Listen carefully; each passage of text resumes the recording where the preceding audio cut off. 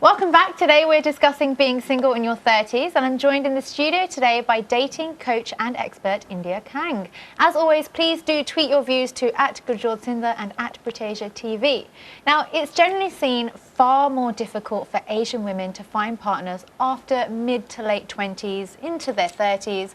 I mean, India, do you agree that this is the case? Do you think that families or potential in-laws will think of the age and how long the woman has to have children? I mean, going back to part one where we briefly touched upon sort of fertility and men thinking about that as well. Yeah, I mean, if the guy is so concerned about his parents' input, then you probably want to rethink about that particular guy, because if his parents have such an influence on him, then do you really want to marry somebody like that? So look at the guy.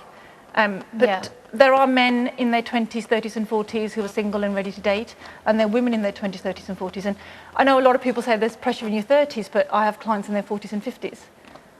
Yeah. Now, if women do get married at a later stage in life, bearing in mind for viewers that Britasia does not think being 30s is past it for marriage, then what can they do in terms of ensuring they have children in the future? There's quite a lot you can do. I mean, 30 for a start is not old to get married. I was 39 when I met my husband, but there's a lot you can do. You can check out your fertility. Yeah. You can potentially freeze your eggs. There's always IVF.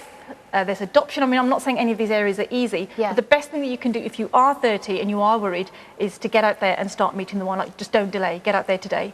Well, you look fantastic for your age. Thank you. Can you tell us, I mean, how did you meet your husband? My husband and I met online, but I treated dating like a job. So I had a full-time job. I was online dating. I was on 9 dating sites.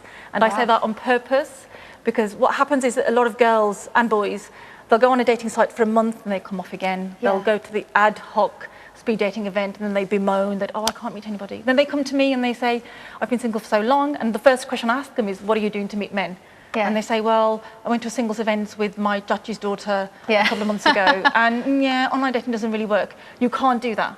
You have to treat it like a full-time job. So online dating, singles events, speed dating, start dressing better for work, network, phone with your family and friends, phone your Masi in America, your Chachi in Canada, and tell everybody that you're looking to meet the one and ask them to send suitors your way. So what about people who are doing this? What about people who are constantly going on dates every night, or and they're very active with their online profile? I mean, what can those people You have to keep going. But look at it. I mean, for example, I have clients that go to speed dating events twice a week. And if that's not working for you, maybe mix it up a bit. Use another speed dating company. But you have to keep going. It's like looking for a job. It's almost like saying, I've applied for 100 jobs and I can't find anything. What shall I do? The advice would be to keep looking. Do you still find that people talking to you about dating, marriage, finding the one because they genuinely want to, or do you think it has sort of an influence from family and pressures of age, and they get all that coming down on them, especially obviously on the Asian part? Yeah, again, it's cultural. Caucasian, not so much. They are a little bit more liberal. Their parents don't pressure them so much. You are so lucky. Asian girls, I mean, I got pressure myself. I don't know whether you get any from your parents, but I understand that pressure because I got it. So Asian girls do get pressure. But the thing is that when they phone me, they all sound so sad. And they don't need to. They're 30. I had a client the other day who was 32. She sounded so sad. She was like, I can't meet anybody. Like, you've got so much time. You're okay. 32 is not old. Yeah. I think, how do we get around that? How do we get away from the whole being 30 is not old? How do people get away from that stigma? So there's 2 things you can do. You can, depending on the relationship that you have with your parents, you can sit your parents down and just say, Mum, Dad, look, I love you and you love me, back off, or help me. So ask them to help you. If you don't have a great relationship with your parents and they're still pressurising you, you have to try your best to ignore it. But I have some good news for you, that once you get married, it actually stops. So the pressure... Well, I mean, the job is done, right? The job is done. You've got the You've job. done it. They leave you alone. So it's the advice I give to my girls who feel a lot of pressure, it doesn't last forever. Just do the best that you can. And if you do have a good relationship with your parents and if they are willing to help you, enlist their help.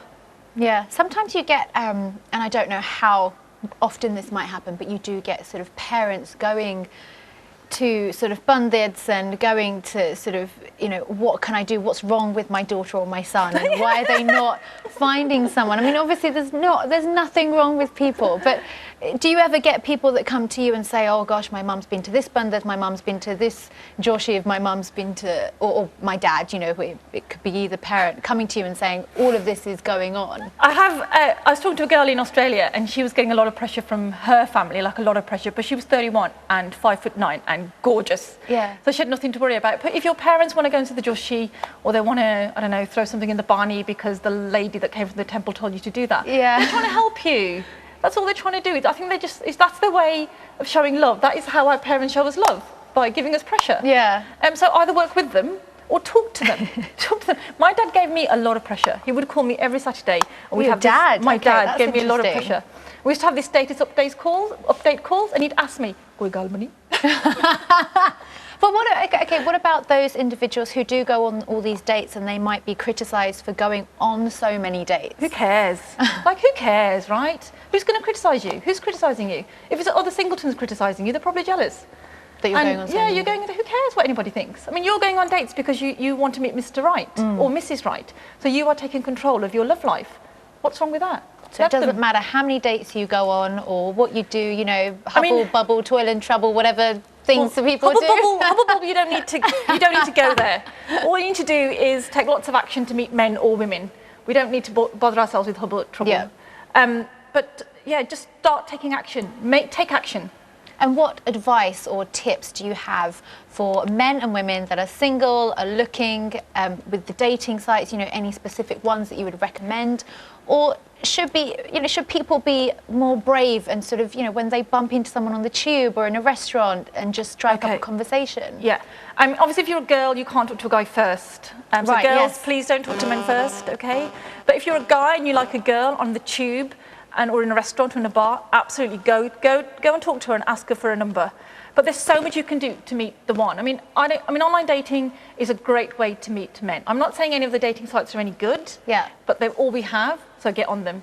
Singles events, speed dating events, work, start dressing better for work, and really look within your network and phone your masinga, your jatjinga, your nieces, your nephews, all of them, and tell them you're looking to meet somebody and get them to help you get them to introduce men to you.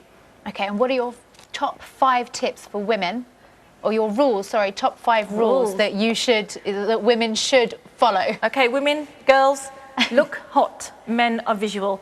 So take time with your dress and appearance, wear clothes in bright colours that flatter your figure. Don't talk to men first, don't go Dutch on a date, and don't travel to a man. Okay, but with the whole Dutch thing, doesn't that get a bit awkward? Should the girl offer to pay? You don't really need to, because when a man wants to date you, the last thing he cares about is paying. You don't need to offer. I mean, okay, there's a lot of debate about this, and I get a lot of Twitter fallout from this, but when a man is dating you, the last thing he cares about is the bill. The last thing. All he wants to do. So women shouldn't even offer to pay? You don't need to offer. You don't need to offer. If you feel you need to, you can offer, but he'll turn you down anyway, and he'll get offended that you offered. And what happens if the guy does go Dutch with you? Then you pay. You pay, you never say anything, but you don't need to see him again. You don't see him again? You don't need to see him again, because men that want to date you will not ask you to go Dutch. And if you offer, they normally get offended. They normally look at you a bit like, I've got this, thank you. No, I can pay for a couple of coffees. Let them pay. It's their pleasure to pay for you. It's quite interesting stuff there. Well, thank you so much for your time, India. Can you please let our audience know how to contact you if they want any more of your fantastic tips? Absolutely. So I'm on Facebook, India Kang. I'm on Twitter. My Twitter handle is @IndiaKang. The website, indiakang.com, or email india@indiakang.com. Perfect. Thank you so much. Unfortunately, that's all we have time for today. Make sure you stay tuned with me next week, same time, same place, for another little rendezvous. Bye for now.